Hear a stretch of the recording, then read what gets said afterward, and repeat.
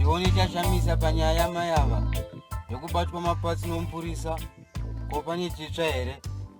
Changamire, hamuone here kuti kukanganisa kodzero dzemadzimai? And when she tried to voice out and say how one of the police fondled her breast, kubatwa mazamu. Changamire. Hatitaure zvakadero muno. Hatitaure zvakadero.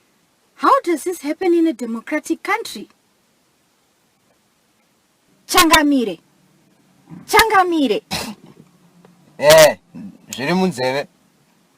But ndibvunzewo. Imi mai mafrausi, kodzero dzei? Handiti madzimai makachemera kupinda mabasa sevarume. Kumarari munoenda sevarume. Chimwe chamuchada chii? Asi Changamire hamunoti... Silence. Munyararo. Murikuzvidza dare.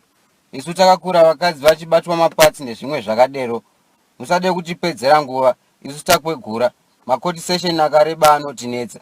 Besides, she was disturbing the peace. In fact, ndiye ane mhosva. She must be tried for misconduct. She is facing disorderly charges. Amai, hamusiri maidedzera ahoi makomrade, ahoi makomrade. Makazobatwa mapatsi nguvai.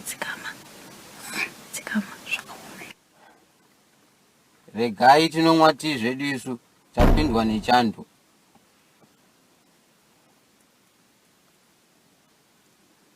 Moms, ndakambokutaurirai zvemakota zvishande.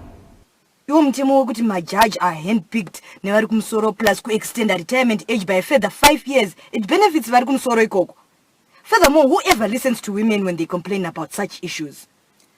What else is left to do, Naitsongi? Mirai muone, moms.